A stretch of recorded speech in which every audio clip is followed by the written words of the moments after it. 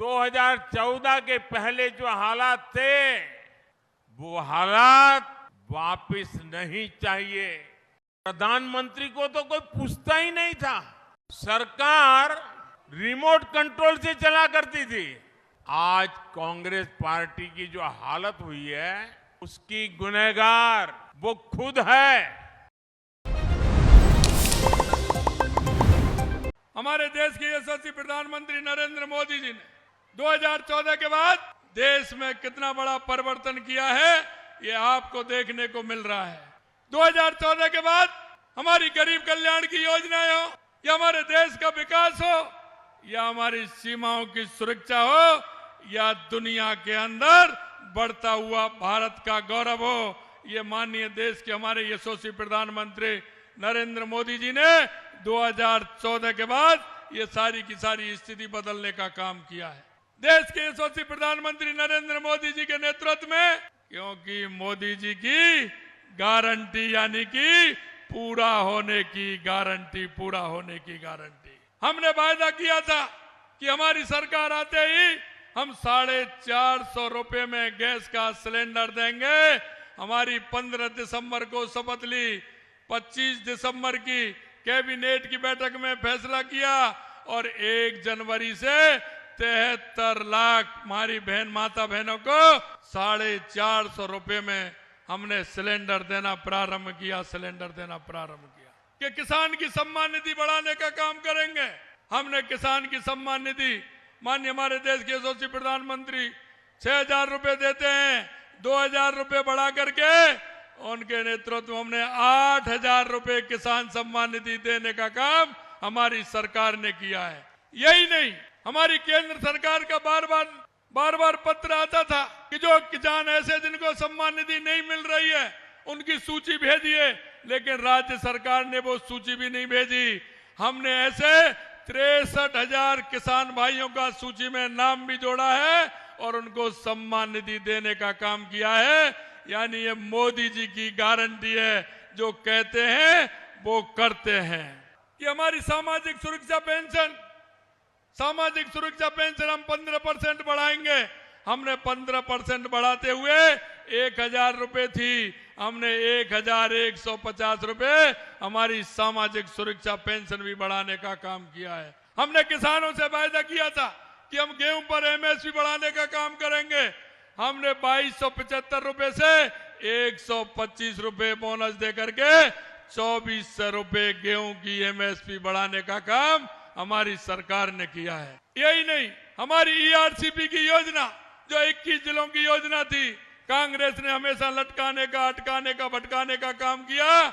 हमने हमारे देश के यशस्वी प्रधानमंत्री नरेंद्र मोदी जी से निवेदन किया और मित्रों मैं आपसे कहना चाहता हूं, 1.5 महीने के अंदर इतनी बड़ी योजना माननीय यशस्वी प्रधानमंत्री जी ने राजस्थान के 21 जिलों को स्वीकृत कर दी, 21 जिलों को स्वीकृत की थी। ताजे वाले से हमारी यमुना का समझौता था, 40 साल से वो समझौता नहीं हो रहा था।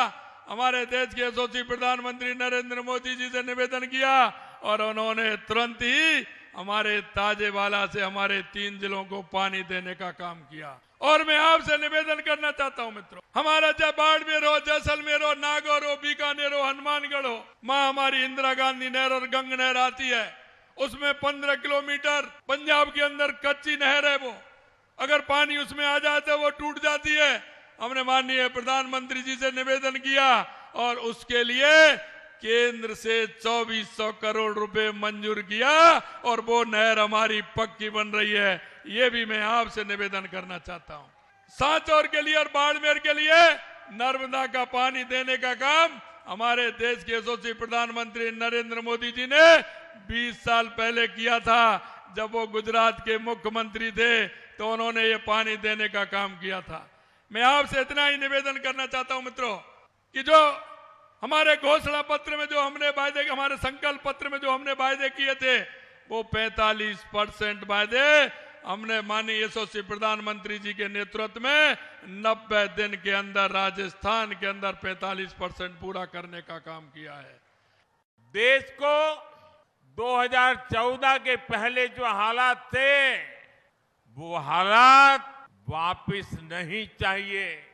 हर कोई कांग्रेस की कमजोर सरकार को आते जाने वाले लोग भी धमकाते थे। हर कोई देश को लूटने में जुटा था। प्रधानमंत्री को तो कोई पूछता ही नहीं था। सरकार रिमोट कंट्रोल से चला करती थी।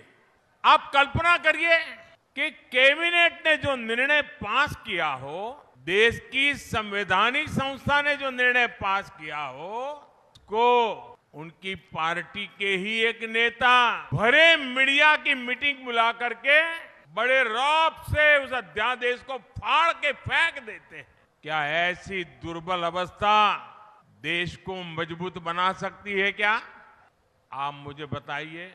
अस्थिरता की प्रतीक कांग्रेस पार्टी और उनका कुनबा देश को चला सकता है क्या? साथियों, आज कांग्रेस पार्टी की जो हालत हुई है, उसकी गुनहगार वो खुद है। अब देखिए, आपके यहां से राज्यसभा में कांग्रेस के एक नेता दक्षिण के हैं, उनको भेजा।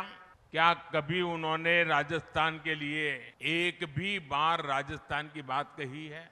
नहीं कही। आपने बड़ी उदारता पूर्वक भारत के भूतपूर्व प्रधानमंत्री मनमोहन सिंह जी के सम्मान में उनको भी राजस्थान से राज्यसभा में भेजा। ये ठीक है, वो काफी समय बीमार रहे, लेकिन क्या कभी राजस्थान में उनको फिर से देखा आपने?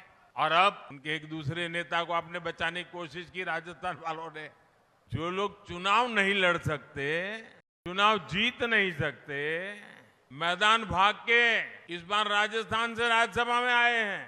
कांग्रेस की इतनी हाल खराब है भाइयों। अब देखिए, कांग्रेस ने देश पर 60 साल तक राज किया।